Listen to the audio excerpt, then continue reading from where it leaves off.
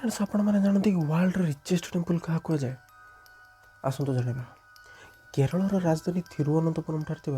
Shri Padmanabha temple को world richest temple कहुए। ये मंदिर रहस्य ए मंदिर सारा दुनिया फेमस कारण 2011 मसीह यार 6टी गुप्त चैम्बर को खोलिया को प्रयास कराइला जो 5टी खोल जाता जहाँ भर पाखापाखि 800 कोटी 17 बिलियन अधिक टंकार संपत्ति बाहर मंदिर भर 6टी गुप्त चैम्बर ना दिया vault A vault B vault C D E आउ एफ जहाँ मध्य vault A C D E F खोल जाता वाल्ट बी को खोल जा पार ना कारण ए गेट आगे कौन निर्दिष्ट चाबी नाला जस्ट गेट आगे दुटा साप आकृति रही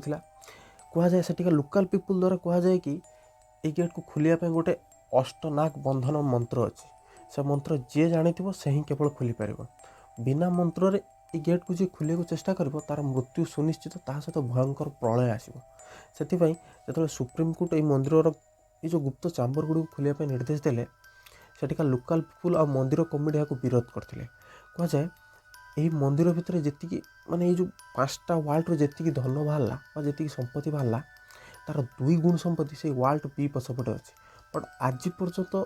या भितर कौन अच्छी ताहा एक रहस्यर विषय। ये मंदिर जी संपत्ति बाहर था सहित जब यार एनसिएंट वैल्यू और मेकिंग प्राइस लगे दि जाए एनसिएंट वैल्यू कौन ना पुराना जेकोसी जिनसर भैल्यू आम बर्तमान भैल्यू ठू बहुत अधिका यदि तार भैल्यू आउ से सुना रूपा जहाँ भी गहना बाहर तार मेकिंग प्राइस को जोड़ दि जाए तार भैल्यू कह जाए 10 गुण रु अधिक हो तो मैंने 17 बिलियन जदि 10 गुण करा जाए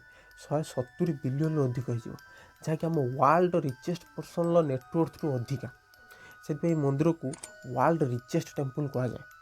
अच्छा कहुए कौन ना ये गेट जो वर्ल्ड बी गेट ता पछपटे स्वयं भगवान अवस्थित अर्थात से मंदिर गेट को खोलिया को से ही ट्राए करें विष्णु भगवान को परम भक्त हो जो सुप्रीमकोर्ट ये जो 6टा गेट को खोलिया को निर्देश देता से 2011 मसीहार कथा से लोकल पीपुल आउटिका मंदिर कमिटी को खूब विरोध करते कहवा अनुसार जी भी गेट को खोलिया चेष्टा कर भयंकर विपद आसो से सहर उपरको भयंकर प्रलय आसो कहीं ये मंदिर उपर स्वयं विष्णु भगवान को कृपा अच्छी समस्ते कहते। अच्छा जुलाई 2011 मसीह जो फास्ट 3टा गेट खोलाला यार ठीक 2 सप्ताह पर टी बी सुंदर राजन नामक जन व्यक्ति जी कि सुप्रीमकोर्ट गेट खोलिया याचिका दाखल करते भयंकर रूप में मृत्यु होता तो तार ठीक मसे परठू ये जो 6th गेट जहाँ कहे वाल्ट बी को न खोलिया सुप्रीमकोर्ट तरफ निर्देश आसाला। अच्छा ये भव्य मंदिर को प्रवेश करने 3टी गेट था। प्रथम गेट दे विष्णु भगवान निद्रित अवस्था सहित राइट हैंड शिवलिंग उपर देखा जाए। अच्छा द्वितीय गेट दे विष्णु भगवान को नाभि उपर माने पद्म बाहर था जहाँ भर ब्रह्मा बस्तर देखा जाए। तृतीय गेट दे विष्णु भगवान को पाद देखा जाए से मंदिर को काटे कहुए पद्मनाभेश्वर अर्थात ये मंदिर में 3टी ईश्वर वास अच्छी कहते। अच्छा से मंदिर नाम अनुसार से सहर नाम थिरुअनंतपुरम कहुए।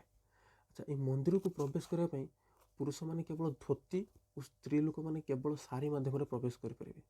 अच्छा ये मंदिर को ओनली हिंदू मैंने ही प्रवेश करेंगे। कमेंट निश्चय कहतु भिडियोटी केमती लगे इनफर्मेशन केमती लगे ता सहित जदि हिस्ट्री उपर एपरी रहस्यमय घटना उपर जानवा चाहते तो मो चैनल को निश्चित रूप से सब्सक्राइब करूँ। Till then thank you.